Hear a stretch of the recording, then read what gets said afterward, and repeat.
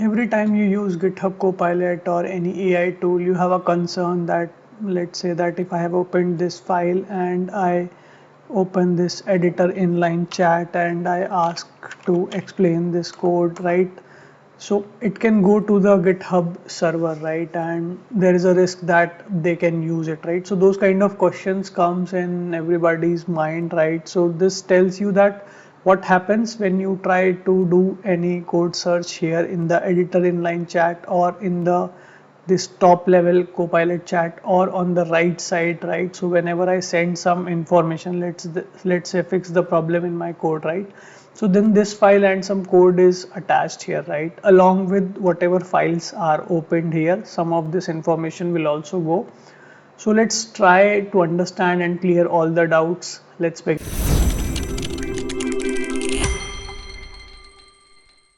So we'll cover these important topics today, that what is the life cycle of GHCP when you try to fix, optimize or make your code secure or fix any bugs, and how data is handled at GHCP. So let's see that life cycle. So this is the life cycle, how things happen in GitHub Copilot, right? So this is the client part of it, right? Or you can call it the extension that you install to use GitHub Copilot. And this is the server side, right? So what happens is, like we were doing something on the left side in the code editor earlier, right? So what happens is, wherever you have placed the cursor or whichever files are open, it tries to understand the context from that, right? It says other tabs open, right?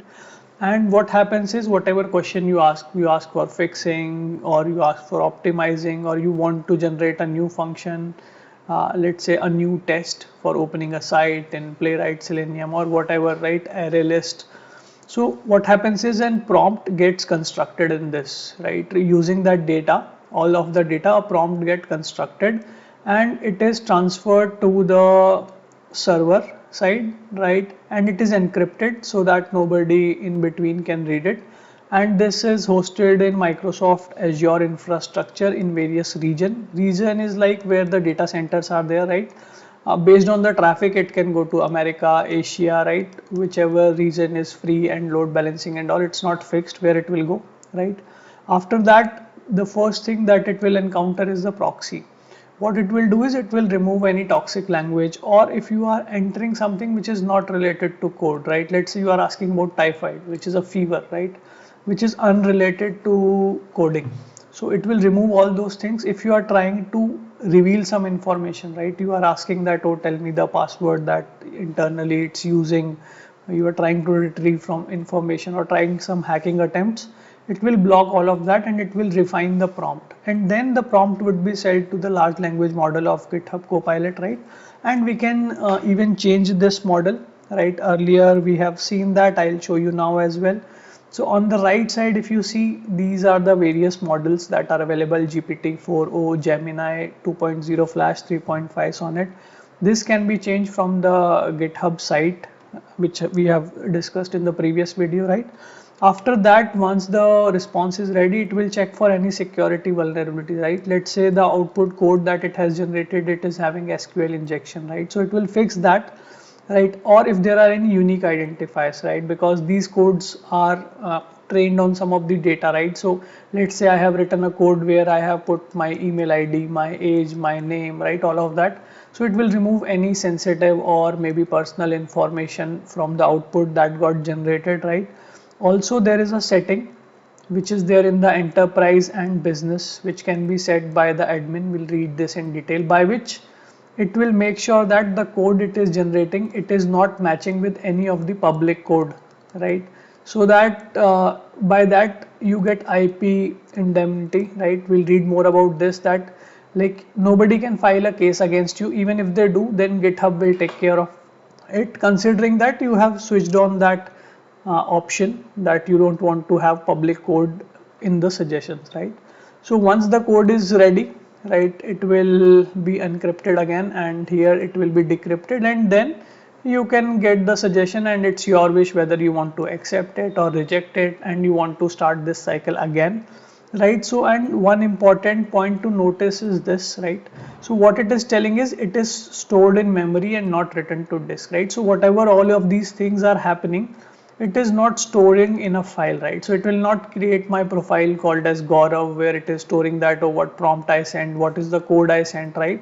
Because this could be problematic, right? This is the main thing that we consider, that it might be storing some code out of it, right? My code can get leaked to their servers and all. No, they are storing it in memory and not written to disk, right? Some of the things it's stored, what it is, how it handles the data, let's see. We've seen the life cycle, now we'll see the data handling.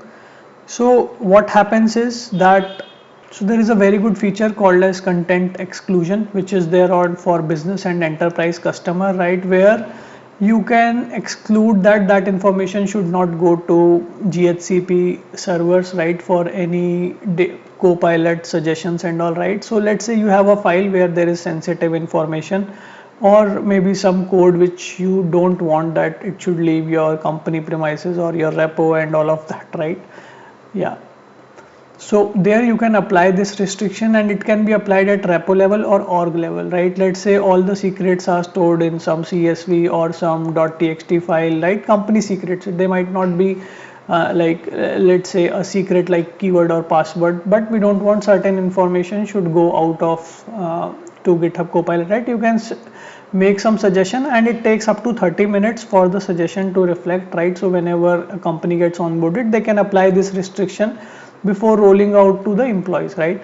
And it will get applied as a policy to all the members who are part of that, right?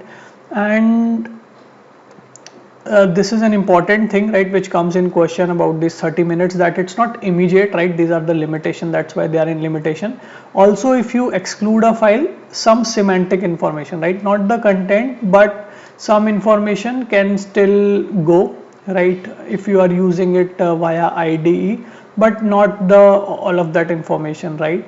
And also when you apply this, let's say by mistake you applied out of 100 to 90 files, right? So then only 10 files are left, right? The suggestions that you will get might not be of good quality, right? But nobody will do that, right? They will just remove only certain information.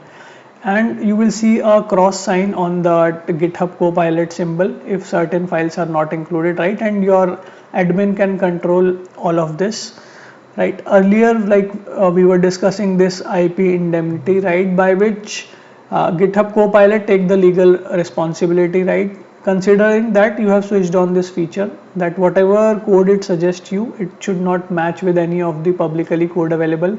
It follow the data protection agreement and the GDPR rules, all of that, right? You can read more about this in Trust Center, where they are trying to develop trust with the customers, that they are not using any code which belongs to the customers.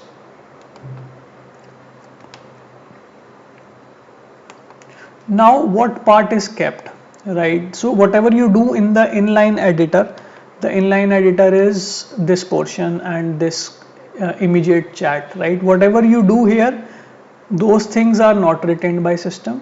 The things that you do on the right side, right, this Copilot chat, it retains the prompt, right, not the code. And why it retains the prompt is so that you can get better answers, right? Let's say you are using a particular formatting, a particular language, so it remembers that history kind of about your prompt, right? That is also not retained by the server, but that will help you, right? And the prompts are retained for the individual users, right? They can also opt out of it. By default, it is retained only the prompts part, right? That is to train their foundational model, right? If you don't want to retain your prompts, there is an option, you can opt out of it, right? But usage stats are kept, like how the users are using it, right? So that they can make the product better, right? So some of the policy stored this for 28 days, right? This usage, I think it can stored for something around 2 years, right? Only the usage stats, not any code and all, right? So that's how the data is handled and secured with the GHCP, where in the server they are not storing anything here, right? So it is all in the memory. It goes, it creates a prompt, right? Anything is filter out here, then it gives the suggestion, it comes back again, filtering happen, and then you get it, right? So all is happen in memory, and enterprise and business have better controls over the data. And in enterprise version, like in the last video where we discussed the Copilot plans, it is told that you can even have your custom model and you can fine tune your model, give the knowledge base, like you have certain repo in your company, so you can give that. So hope you understood something about data handling and life cycle of GHCP. Most of these topics are now covered, right? So you can subscribe and like this video and comment also if you want to know. You can explore the playlist on my channel. Thank you for watching.